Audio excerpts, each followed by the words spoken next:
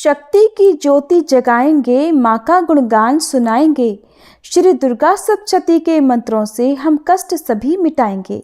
जय माता दी। आप सभी को नवरात्रि की बहुत बहुत शुभकामनाएं। प्रिय श्रोताओं, आज से हम सभी देवी दुर्गा की अपार कृपा से एक पावन यात्रा पर चल रहे हैं। वह यात्रा है श्री दुर्गा सप्तशती के दिव्य पाठ की। यह ग्रंथ माँ भगवती की महिमा का अमृत है, जो हमें शक्ति, शांति और समृद्धि प्रदान करता है। तो आइए प्रिय श्रोताओं, आज हम सभी नवरात्रि के पहले दिन श्री दुर्गा सप्तशती पाठ के पहले अध्याय का श्रवण करते हैं। हे माँ जगदम्बे, आपकी कृपा सभी भक्तों पर बनी रहे। आपका आश्रय हम सभी को भय, कष्ट और संकटों से बचाए। आपकी शक्ति हमारे मन, वचन और कर्म को शुद्ध करे और जो भी इस पाठ को सुने उसे आपके आशीर्वाद की प्राप्ति हो। अब आप सुनेंगे श्री दुर्गा सप्तशती का प्रथम अध्याय। और दुर्गा सप्तशती के प्रथम अध्याय से पहले सप्त श्लोकी दुर्गा का पाठ अवश्य सुनना चाहिए। भगवान शिव ने देवी पार्वती जी से कहा, हे देवी, आप भक्तों के लिए सुलभ हो और समस्त कर्मों का विधान करने वाली हो। कलयुग में कामनाओं की सिद्धि हेतु यदि कोई उपाय हो तो उसे अपनी वाणी द्वारा सम्यक रूप से व्यक्त करो। तब देवी ने कहा, हे देव, आपका मेरे ऊपर बहुत स्नेह है। कलयुग में समस्त कामनाओं को सिद्ध करने वाला जो साधन है वह बतलाऊंगी, सुनो। उसका नाम है अम्बा स्तुति। ओम इस दुर्गा सप्तश्लोकी स्तोत्रम मंत्र के नारायण ऋषि हैं। अनुष्ठुप छंद हैं श्री महाकाली, महालक्ष्मी और महासरस्वती देवता हैं। श्री दुर्गा की प्रसन्नता के लिए सप्तश्लोकी दुर्गा पाठ में इसका विनियोग किया जाता है। वे भगवती महामाया देवी ज्ञानियों के भी चित्त को बलपूर्वक खींचकर मुंह में डाल देती हैं। माँ दुर्गे, आप स्मरण करने पर सब प्राणियों का भय हर लेती हैं और स्वस्थ पुरुषों द्वारा चिंतन करने पर उन्हें परम कल्याणमयी बुद्धि प्रदान करती हैं। दुख, दरिद्रता और भय हरने वाली देवी, आपके सिवा दूसरा कौन है जिसका चित्त सबका उपकार करने के लिए सदा ही दयाद्र रहता हो। नारायणी, आप सब प्रकार का मंगल करने वाली और मंगलमयी हो। कल्याणदायिनी शिवा हो। सब पुरुषार्थों को सिद्ध करने वाली, शरणागत वत्सला, 3 नेत्रों वाली और गौरी हो। आपको नमस्कार है। शरण में आए हुए दीनों और पीड़ितों की रक्षा में संलग्न रहने वाली तथा सबकी पीड़ा दूर करने वाली नारायणी देवी, आपको नमस्कार है। सर्वस्वरूपा सर्वेश्वरी तथा सब प्रकार की शक्तियों से संपन्न दिव्य रूपा दुर्गे देवी, सब भयों से हमारी रक्षा करो। आपको नमस्कार है। देवी, आप प्रसन्न होने पर सब रोगों को नष्ट कर देती हो और कुपित होने पर मनोवांछित सभी कामनाओं का नाश कर देती हो। जो लोग आपकी शरण में जा चुके हैं उन पर विपत्ति तो आती ही नहीं। आपकी शरण में गए हुए मनुष्य दूसरों को शरण देने वाले हो जाते हैं। सर्वेश्वरी, आप इसी प्रकार तीनों लोकों की समस्त बाधाओं को शांत करो और हमारे शत्रुओं का नाश करती रहो। इस तरह से श्री दुर्गा सप्तश्लोकी संपूर्ण हुआ। अब माँ भगवती दुर्गा का आप सभी मन में ध्यान करते हुए प्रथम अध्याय का भी श्रवण कीजिए। इस अध्याय में मेधा ऋषि ने राजा सुरथ और समाधि को देवी भगवती की महिमा बताते हुए मधु कैटभ के वध का वर्णन किया है। ओम नमः चंडिकाय। ओम प्रथम चरित्र के ब्रह्मा ऋषि, महाकाली देवता, गायत्री छंद, नंदा शक्ति, रक्तदंतिका बीज, अग्नि तत्व, ऋग्वेद स्वरूप हैं। श्री महाकाली देवता की प्रसन्नता के लिए प्रथम चरित्र के जप में विनियोग किया जाता है। भगवान विष्णु के सो जाने पर मधु और कैटभ को मारने के लिए कमल जन्मा ब्रह्मा जी ने जिनका स्तवन किया था, उन महाकाली देवी का मैं सेवन करती हूँ। वे अपने 10 हाथों में खड्ग, चक्र, गदा, बाण, धनुष, परिघ, शूल, भुषुंडी, मस्तक और शंख धारण करती हैं। उनके 3 नेत्र हैं। वे समस्त अंगों में दिव्य आभूषणों से विभूषित हैं। उनके शरीर की कांति नीलमणि के समान है और वे 10 मुख और 10 पैरों से युक्त हैं। ओम चंडी देवी को नमस्कार है। मार्कंडेय जी बोले, सूर्य के पुत्र सावर्णी जो 8वें मनु कहे जाते हैं, अब उनकी उत्पत्ति की कथा विस्तार पूर्वक कहता हूँ, सुनो। सूर्य कुमार महाभाग सावर्णी भगवती महामाया के अनुग्रह से जिस प्रकार मनवंतर के स्वामी हुए वही प्रसंग सुनाता हूँ। पूर्व समय की बात है। स्वारोचिष मनवंतर में सुरथ नाम के एक राजा थे जो चैत्र वंश में उत्पन्न हुए थे। उनका समस्त भूमंडल पर अधिकार था। वे प्रजा का अपने औरस पुत्रों की तरह धर्मपूर्वक पालन किया करते थे। तो भी उस समय कोला विध्वंसी नाम के क्षत्रिय उनके शत्रु हो गए। राजा सुरथ की दंड नीति बड़ी प्रबल थी। उनका शत्रुओं के साथ युद्ध हुआ। यद्यपि कोला विध्वंसी संख्या में कम थे तो भी राजा सुरथ युद्ध में उनसे परास्त हो गए। तब वे युद्ध भूमि से अपने नगर को लौट आए और केवल अपने देश के राजा होकर रहने लगे। समूची पृथ्वी से अब उनका अधिकार जाता रहा, किंतु वहां भी उन प्रबल शत्रुओं ने उस समय महाभाग राजा सुरथ पर आक्रमण कर दिया। अब राजा का बल क्षीण हो चला था, इसलिए उनके दुष्ट, बलवान और दुरात्मा मंत्रियों ने वहां उनकी राजधानी में भी राजकीय सेना और खजाने को हथिया लिया। सुरथ का प्रभुत्व नष्ट हो चुका था, इसलिए वे शिकार खेलने के बहाने घोड़े पर सवार होकर वहां से अकेले ही एक घने जंगल में चले गए। वहां उन्होंने विप्रवर मेधा मुनि का आश्रम देखा, जहां कितने ही हिंसक जीव जो अपनी स्वाभाविक हिंसा वृत्ति छोड़कर परम शांति भाव से रहते थे। मुनि के बहुत से शिष्य उस वन की शोभा बढ़ा रहे थे।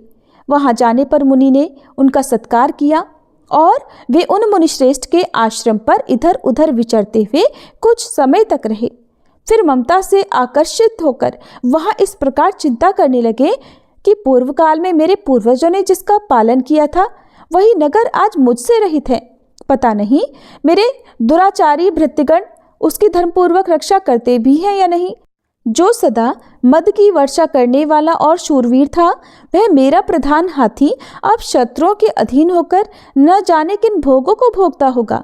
जो लोग मेरी कृपा, धन और भोजन पाने से सदा मेरे पीछे पीछे चलते थे, वे निश्चय ही अब दूसरे राजाओं का अनुसरण करते होंगे। उन अपव्ययी लोगों के द्वारा सदा खर्च होते रहने के कारण अत्यंत कष्ट से जमा किया हुआ मेरा वह खजाना भी खाली हो जाएगा। ये तथा और भी कई बातें राजा सुरथ निरंतर सोचते रहते थे। एक दिन वहां उन्होंने विप्रवर मेधा के आश्रम के निकट एक वैश्य को देखा और उससे पूछा, भाई तुम कौन हो? यह तुम्हारे आने का क्या कारण है? तुम क्यों शोकग्रस्त और अनमने से दिखाई देते हो? राजा सुरथ का यह प्रेम पूर्वक कहा हुआ वचन सुनकर वैश्य ने विनीत भाव से उन्हें प्रणाम करके कहा। वैश्य बोला, राजन, मैं धनियों के कुल में उत्पन्न एक वैश्य हूँ। मेरा नाम समाधि है। मेरे दुष्ट स्त्री पुत्रों ने धन के लोभ से मुझे घर से बाहर निकाल दिया है और मैं इस समय धन, स्त्री और पुत्रों से वंचित हूँ। मेरे विश्वसनीय बंधुओं ने मेरा ही धन लेकर मुझे दूर कर दिया है, इसलिए दुखी होकर मैं वन में चला आया हूँ। यहाँ रहकर भी इस बात को मैं नहीं जानता कि मेरे पुत्रों की, स्त्री की और स्वजनों की कुशल है या नहीं। इस समय घर में वे कुशल से रहते हैं या फिर उन्हें कोई कष्ट है? वे मेरे पुत्र कैसे हैं? क्या वे सदाचारी हैं या फिर दुराचारी हो गए हैं? तब राजा ने पूछा, जिन लोभी स्त्री पुत्र आदि ने धन के कारण तुम्हें घर से निकाल दिया, उनके प्रति तुम्हारे चित्त में इतना स्नेह का बंधन क्यों है? तब वैश्य बोला, राजन, आप मेरे विषय में जैसी बातें कहते हैं वो सब ठीक है, किंतु क्या करूं, मेरा मन निष्ठुरता नहीं धारण करता। जिन्होंने धन के लोभ में पड़कर पिता के प्रति स्नेह, पति के प्रति प्रेम और आत्मीय जन के प्रति अनुराग को तिलांजलि देकर मुझे घर से निकाल दिया है, उन्हीं के प्रति मेरे हृदय में इतना स्नेह है। महामते, गुणहीन बंधुओं के प्रति भी जो मेरा चित्त इस प्रकार प्रेम मग्न हो रहा है, ये क्या है? इस बात को मैं जानकर भी नहीं जान पाता। उनके लिए मैं लंबी लंबी सांसें ले रहा हूँ और मेरा हृदय अत्यंत दुखित हो रहा है। उन लोगों में प्रेम का सर्वथा अभाव है, तो भी उनके प्रति जो मेरा मन निष्ठुर नहीं हो पाता, इसके लिए मैं क्या करूं? तब मार्कंडेय जी कहते हैं, ब्राह्मण, तदंतर राजाओं में श्रेष्ठ सुरथ और वह समाधि नामक वैश्य दोनों साथ साथ मेधा मुनि की सेवा में उपस्थित हुए और उनके साथ यथा योग्य न्यायानुकूल विनयपूर्ण बर्ताव करके बैठे। इसके बाद वैश्य और राजा ने कुछ वार्तालाप आरंभ किया। राजा ने कहा, भगवान, मैं आपसे एक बात पूछना चाहता हूँ, उसे बताइए। मेरा चित्त अपने अधीन न होने के कारण वह बात मेरे मन को बहुत दुख देती है। जो राज्य मेरे हाथ से चला गया है, उसमें और उसके संपूर्ण अंगों में मेरी ममता अभी तक बनी हुई है। मुनि श्रेष्ठ ये जानते हुए भी कि वह अब मेरा नहीं है, अज्ञानी की तरह मुझे उसके लिए दुख होता है। ये क्या है? और इधर ये वैश्य भी घर से अपमानित होकर आया है। इसके पुत्र, स्त्री और भृत्यों ने इसे छोड़ दिया है। स्वजनों ने भी इसका परित्याग कर दिया है, तो भी ये उनके प्रति अत्यंत हार्दिक स्नेह रखता है। इस प्रकार ये और मैं दोनों बहुत दुखी हैं। जिसमें प्रत्यक्ष दोष देखा गया है, उस विषय के लिए भी हमारे मन में ममता जनित आकर्षण पैदा हो रहा है। महाभाग, हम दोनों समझदार हैं, तो भी हम में जो मोह पैदा हुआ है, ये क्या है? विवेक शून्य पुरुषों की तरह मुझ में और इसमें भी यह मूढ़ता प्रत्यक्ष दिखाई देती है। तब ऋषि बोले, महाभाग, विषय मार्ग का ज्ञान सब जीवों को है। इसी प्रकार विषय भी सबके लिए अलग अलग है। कुछ प्राणी दिन में नहीं देखते और दूसरे रात में नहीं देखते, और कुछ जीव ऐसे हैं जो दिन और रात्रि में भी बराबर ही देखते हैं। ये ठीक है कि मनुष्य समझदार होते हैं, किंतु केवल वे ही ऐसे नहीं होते। पशु, पक्षी और मृग आदि सभी प्राणी समझदार होते हैं। मनुष्यों की समझ भी वैसी ही होती है जैसी उन मृग और पक्षियों की होती है, और जैसी मनुष्यों की होती है वैसी ही उन मृग, पक्षी आदि की होती है। ये तथा अन्य बातें भी प्रायः दोनों में समान ही हैं। समझ होने पर भी इन पक्षियों को तो देखो, ये स्वयं भूख से पीड़ित होते हुए भी मोहवश बच्चों की चोंच में कितने चाव से अन्न के दाने डाल रहे हैं। राजन, क्या तुम नहीं देखते कि ये मनुष्य समझदार होते हुए भी लोभवश अपने किए हुए उपकार का बदला पाने के लिए पुत्रों की अभिलाषा करते हैं?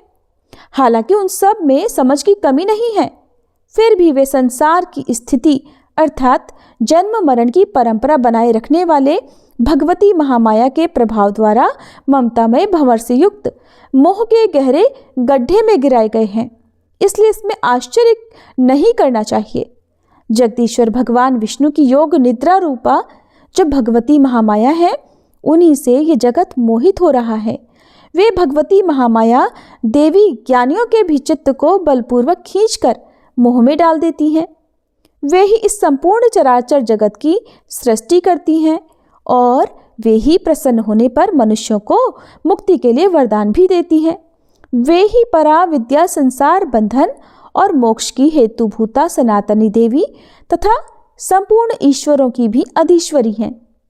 राजा ने पूछा, भगवन, जिन्हें आप महामाया कहते हैं, वे देवी कौन हैं? ब्राह्मण, उनका आविर्भाव कैसे हुआ और उनके चरित्र कौन कौन हैं? ब्रह्मवेत्ताओं में श्रेष्ठ महर्षि, उन देवी का जैसा प्रभाव हो, जैसा स्वरूप हो और जिस प्रकार प्रादुर्भाव हुआ हो, वो सब मैं आपके मुख से सुनना चाहता हूँ। तब ऋषि बोले, राजन, वास्तव में तो वे देवी नित्य स्वरूपा ही हैं। संपूर्ण जगत उन्हीं का रूप है और उन्होंने समस्त विश्व को व्याप्त कर रखा है। फिर भी उनका प्राकट्य अनेक प्रकार से होता है। वो मुझसे सुनो। यद्यपि वे नित्य और अजन्मा है, फिर भी जब देवताओं का कार्य सिद्ध करने के लिए प्रकट होती हैं, उस समय लोक में उत्पन्न हुई कहलाती हैं। कल्प के अंत में जब संपूर्ण जगत एकार्णव में निमग्न हो रहा था और सबके प्रभु भगवान विष्णु शेषनाग की शैया बिछाकर योग निद्रा का आश्रय लेकर सो रहे थे, उस समय उनके कानों के मैल से दो भयंकर असुर उत्पन्न हुए, जो मधु और कैडब के नाम से विख्यात थे। वे दोनों ब्रह्मा जी का वध करने को तैयार हो गए। भगवान विष्णु के नाभि कमल में विराजमान प्रजापति ब्रह्मा जी ने जब उन दोनों भयानक असुरों को अपने पास आया और भगवान को सोया हुआ देखा, तब एकाग्रचित्त होकर उन्होंने भगवान विष्णु को जगाने के लिए उनके नेत्रों में निवास करने वाली योग निद्रा का स्तवन आरंभ किया, जो इस विश्व की अधीश्वरी जगत को धारण करने वाली, संसार का पालन और संहार करने वाली तथा तेजा स्वरूप भगवान विष्णु की अनुपम शक्ति है। उन्हीं भगवती निद्रा देवी की भगवान ब्रह्मा स्तुति करने लगे। ब्रह्मा जी ने कहा, देवी, आप ही स्वाहा, आप ही स्वधा और आप ही वशटकार हो। स्वर भी आपके ही स्वरूप है, आप ही जीवनदायिनी सुधा हो। नित्य अक्षर प्रणव में अकार, उकार, मकार, इन तीन मात्राओं के रूप में आप ही स्थित हो, और इन तीन मात्राओं के अतिरिक्त जो बिंदु रूपा नित्य अर्ध मात्रा है, जिसका विशेष रूप से उच्चारण नहीं किया जा सकता, वो भी आप ही हो। देवी, आप ही संध्या, सावित्री और परम जननी हो। देवी, आप ही इस विश्व ब्रह्मांड को धारण करती हो। आपसे ही इस जगत की सृष्टि होती है, आपसे ही इसका पालन होता है और सदा आप ही कल्प के अंत में सबको अपना ग्रास बना लेती हो। जगन्मयी देवी, इस जगत की उत्पत्ति के समय आप सृष्टि रूपा हो, पालन काल में स्थिति रूपा हो और कल्पांत के समय संहार रूप धारण करने वाली हो। आप ही महाविद्या, महामाया, महामेधा, महास्मृति, महामोह रूपा महादेवी और महासुरी हो। आप ही तीनों गुणों को उत्पन्न करने वाली सबकी प्रकृति हो। भयंकर कालरात्रि, महारात्रि और मोहरात्रि भी आप ही हो। आप ही श्री, आप ही ईश्वरी, आप ही ह्रीं और आप ही बोध स्वरूपा बुद्धि हो। लज्जा, पुष्टि, तुष्टि, शांति और क्षमा भी आप ही हो। आप खड्ग धारिणी, शूल धारिणी, घोर रूपा तथा गदा, चक्र, शंख और धनुष धारण करने वाली हो। बाण, भुषुंडी और परिघ ये भी आपके ही अस्त्र हैं। आप सौम्य और सौम्यतर हो। इतना ही नहीं, जितने भी सौम्य और सुंदर पदार्थ हैं उन सब की अपेक्षा आप अत्यधिक सुंदरी हो। पर और अपर सबसे परे रहने वाली परमेश्वरी आप ही हो। सर्वस्वरूपे देवी, कहीं भी सत असत रूप जो कुछ वस्तुएं हैं और उन सब की जो शक्ति है वो आप ही हो। ऐसी अवस्था में आपकी स्तुति क्या हो सकती है? जो इस जगत की सृष्टि, पालन और संहार करते हैं, उन भगवान को भी जब आपने निद्रा के अधीन कर दिया है, तब आपकी स्तुति करने में यह कौन समर्थ हो सकता है? मुझको, भगवान शंकर को तथा भगवान विष्णु को भी आपने ही शरीर धारण कराया है, अतः आपकी स्तुति करने की शक्ति किसमें है? देवी, आप तो अपने इन उदार प्रभावों से ही प्रशंसित हो। ये जो दोनों दुर्धर्ष असुर मधु और कैटभ हैं, इनको मुंह में डाल दो और जगदीश्वर भगवान विष्णु को शीघ्र ही जगा दो।